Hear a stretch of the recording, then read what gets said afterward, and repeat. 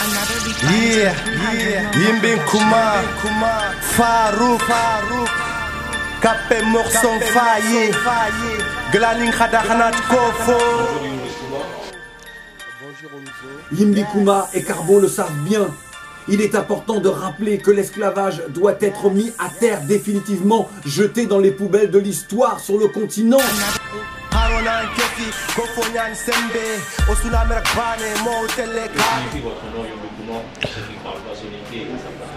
Ouais, excellente question. Yimbi Kuma veut dire feu et flamme. Pourquoi feu et flamme? En fait, c'est synonyme de la lumière. En fait, moi, je suis arrivé à l'époque, moi, je me disais comment je voyais la Mauritanie fonctionner, surtout la communauté dont je vivais, la communauté sonique et tout ce qui se passait. Je me suis dit que c'est pas normal. Ces gens, ils sont dans le noir, ils sont dans l'obscurité, donc il leur faut une lumière.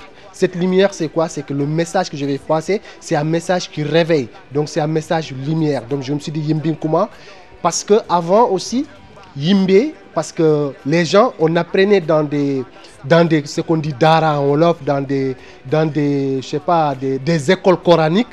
Il n'y avait pas de l'électricité. Les gens, ils cherchaient du bois, ils le mettaient, ils allumaient la lumière pour que ces élèves puissent apprendre le Coran. Donc c'était une lumière, cette lumière a permis à ces élèves d'apprendre le Coran. Donc voilà, je me suis dit, donc la lumière, c'est bon. C'est bon quand il y a l'obscurité. Donc comme on est dans une communauté qui est dans une obscurité, Yimbi Kuma, c'est un nom qui va avec. Quels sont vos projets à venir? Je viens de sortir un son, le son s'appelle Gambanahu. Ça parle de ça, des inégalités dans la communauté sonique.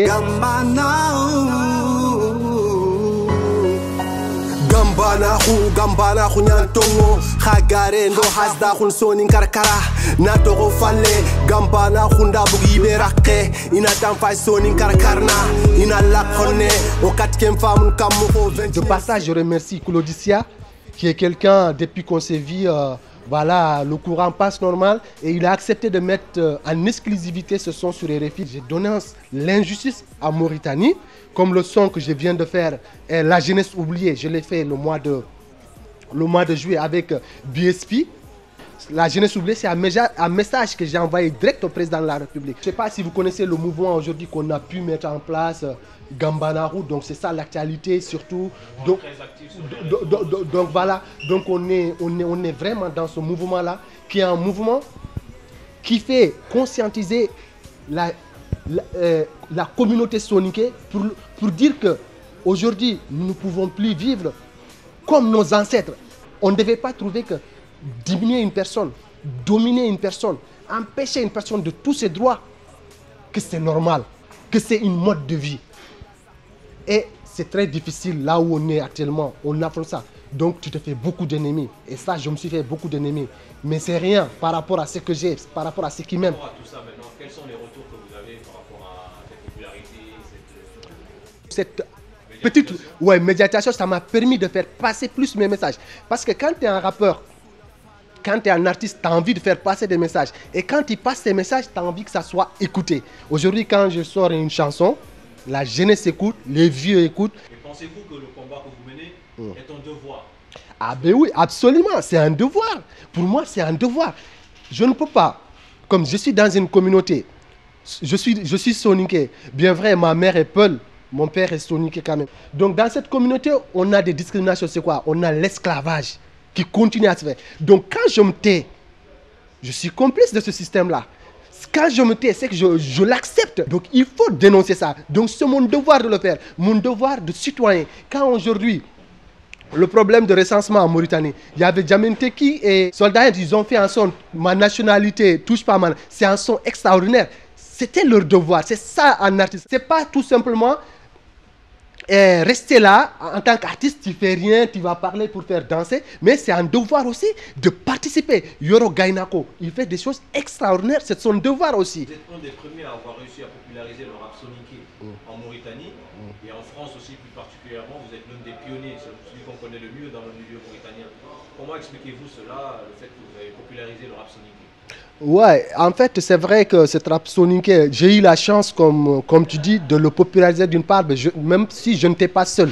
Mais j'ai fait cette partie, je peux dire que j'ai fait partie de ceux qui l'ont popularisé. Parce que je peux dire que le groupe qui a popularisé le rap sonique, et surtout au niveau de Nouakchott, c'était à l'époque AMN, que tous les rappeurs mauritaniens connaissent et qui ont fait franchement une chose remarquable. Et j'en suis reconnaissant à toujours, il faut que je le dise. Mais moi, c'est qu'AMN, ils l'ont fait au niveau de Nouakchott à l'époque parce que c'était des cassettes. Les époques, ce n'étaient pas les mêmes époques. Mais moi, ce qui a donné la chance, moi je suis venu avec les mêmes maquettes, mais il y avait la radio jeunesse. Les gens arrivaient à écouter. Quand tu fais une chanson à Nouakchott, à travers la radio, parce que j'étais franchement privilégié à la radio jeunesse, donc tous les Mauritaniens l'écoutaient à l'extérieur. Et quelques années plus tard, le Bluetooth est venu. Donc quand il faisait une chanson, donc ça passait. Donc c'est ça qui m'a donné une chance par rapport à AMN. Ça trouvait que le moment que la radio jeunesse arrivait et que le Bluetooth arrivait, AMN avait arrêté de rapper. Donc Joe m'a donné ça, que c'était moi qui avait eu la chance d'avoir le nom qui a sorti le rap sonique. Mais sinon, il y avait Sony Maromou, il y avait d'autres groupes aussi à l'époque. Dans votre chanson intitulée Ridé, que vous évoquez également, il y a des Khotenyani. Ici, c'est difficile en le mélangeant avec une nostalgie. Une nostalgie, je dis de quoi? De cette famille que j'ai toujours connue, à côté de mon père, de ma mère, des cousines. Une nostalgie de tout ça. Nostalgie de qui? De mes amis, comme on sait en Mauritanie. On est tout le temps ensemble, tous les soirs, le matin. Les élèves, ils partent à l'école, les ouvriers, ils partent travailler, mais le soir, à partir de 18h, 20h, on est tous ensemble dans les ghettos, on prend du thé, voilà, on est là, on partage tout. Donc la nostalgie de tout ça est plein de choses. La nostalgie des concerts qu'on faisait, de partager avec ton public.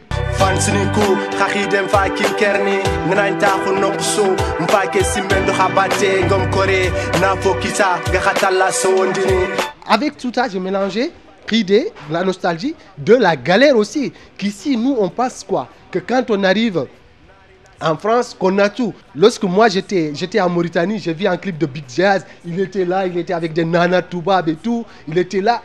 On s'est dit, waouh, Big Jazz, il est parti. Il n'y a même pas Anna, il a les Nana comme ça, il a des bagnoles comme ça. Moi aussi, ça me donne envie de partir. Mais en fait, ce n'est pas ça la réalité. Quelqu'un qui est en Afrique, tu ne réalises pas que c'est un clip. Tu te dis, ah, c'est ça la France. Donc moi, je me suis dit, il faut des fois essayer de leur dire la vérité aussi, que c'est dire que ça galère. Donc l'idée c'était ça aussi. Qu'est-ce que vous pensez de la culture actuellement en Mauritanie? Mais on voit qu'aujourd'hui en Mauritanie, Advice, aujourd'hui, qui c'est qui sont là-bas? Mais avant, on avait Jamin Teki par là, qui remplissait des concerts. On avait Youpi par là-bas, on avait PA par là-bas, on avait Big Jazz par là-bas, on avait Bartium, je ne peux pas tout citer. Mais aujourd'hui, quand on dépasse Advice, ceux qui sont en Mauritanie, on trouvera qui d'autre qui va remplir des concerts? Il y a combien de concerts aujourd'hui? Est-ce que tu entends avant en Mauritanie? Il y avait combien de programmes dans le mois? Mais aujourd'hui, il y a quoi? Il n'y a rien. On te parle de quoi? Qu'il y a la délinquance. Quand tu organises un concert, les délinquants ils viennent pour gâter tes concerts. Pourquoi il y a la délinquance? C'est que les gens n'arrivent pas à trouver du boulot.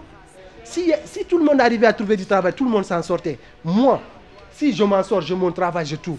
Je ne vais pas faire la délinquance. Mais je ne supporte pas les délinquants. Je ne dis pas que les délinquants, ce qu'ils font, c'est normal.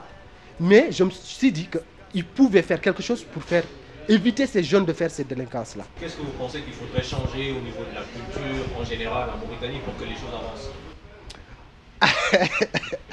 Toujours, je le dis, il est vraiment très facile comme ce que j'ai fait de critiquer. Ça ne viendrait pas de moi seul, il faut que ça soit une unité. Il faut que les gens s'assoient ensemble et discuter ensemble pour voir comment ça peut aller. Aujourd'hui, moi, je peux dire il faut faire ça, il faut faire ça. Mais d'autres peuvent voir après l'interview, ils vont dire Yimbi par blabla. Mais ça ne changera pas, on l'a déjà fait. Mais je trouve qu'il faut un ensemble de personnes de discuter, des artistes de discuter. Les anciens déjà. Les anciens déjà. Déjà, qu'est-ce qu'on peut faire pour moi déjà? Ça, c'est pas tout. Mais c'est minimum des choses. Tous les artistes déjà qui sont là. En Europe aujourd'hui, on en a plusieurs. Mais pourquoi on ne s'unit pas déjà pour essayer de chercher des fonds, pour essayer de mettre quelque chose là? Si l'État n'aide pas, nous on est là, on est nombreux aujourd'hui. Pourquoi on ne peut pas faire une initiative? On cotise, on cherche des fonds, je ne sais pas où, pour essayer de l'amener au pays. Peut-être que c'est faisable comme ça, je ne sais pas, mais c'est une proposition, mais ce n'est pas tout. Voilà, et peut-être si on s'assoit ensemble, nous pourrons trouver quelque chose ensemble. Par exemple, si vous étiez en face du président de la République aujourd'hui, de la Mauritanie, quel est le message que vous lui direz? Je lui dirais, monsieur le président, appliquez les lois que vous avez fait vous-même. Vous avez fait des lois qui vont vraiment dans le bon sens. Mais ces lois, vous les avez fait juste pour brouiller les pistes par rapport à l'opinion internationale. Des prisons pour sanctionner les esclavagistes et tout. Monsieur le Président, ces lois ne sont pas appliquées. Monsieur le Président, permettez-nous, s'il vous plaît, que tous les citoyens mauritaniens soient égaux. Moi, c'est ça mon truc. Que chaque enfant de ce pays puisse se retrouver mauritanien digne. Et personnellement, quels sont vos objectifs? Je veux devenir producteur. Et j'ai déjà lancé mon label qui est en cours, qui est Rimzik Production, que je vais lancer bientôt. Ça sera un label qui va produire les nouveaux talents en Mauritanie. Bientôt, Inch'Allah.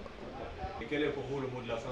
En fait, à chaque fois en Mauritanie, on n'arrive pas à avancer, on n'arrive pas à avoir la force. Pourquoi on n'arrive pas à avoir la force? C'est parce qu'on est divisé. On a une partie de ces morts blancs politiques qui n'essayent pas, qui nous dominent depuis des années, qui ne partagent pas les choses. Donc, qu'est-ce qui se passe? Entre nous, les Noirs, on devait se souder. Les Noirs sont divisés. Le système mort, le système d'État mauritanien font un truc pour nous diviser. Aujourd'hui, le système mauritanien, négro-mauritanien, on est divisé. Pourquoi on est divisé? Côté sonique, comme je dis, les soniques, on est divisé. On dit que ouais, toi t'es Komé, toi t'es Horé, toi t'es Nyahamala. Déjà, on est divisé. Les Peuls, ils disent que pareil, les Peuls et les soniques ne s'entendent pas. Donc pour moi, le message que j'ai là, les Mauritaniens, unissons-nous. Aujourd'hui, le sonique qui se dit aujourd'hui victime d'une mort blanc parce qu'il est noir. À côté, il y a des gens qui disent qu'ils sont inférieurs, c'est des esclaves. Mais imagine moi aujourd'hui, Yimbinkouma, un exemple. Je suis esclave, un exemple. Si j'aide les Mauritaniens à combattre le racisme, le mort blanc et le noir devient égal. Mais moi, au Guidimara, jamais je serai égal à celui qui se dit noble, meilleur que moi. On ne serait jamais égal. Donc, pour moi, la priorité, c'est de combattre cet esclavage. Être égal à mon semblable, on est noir et noir, qu'on soit déjà égal. Et en ce moment, si toi et moi, on est d'accord qu'on est tous égaux, on revient pour combattre l'arabe qui se dit supérieur à moi. Et comme ça, on aura une Mauritanie meilleure.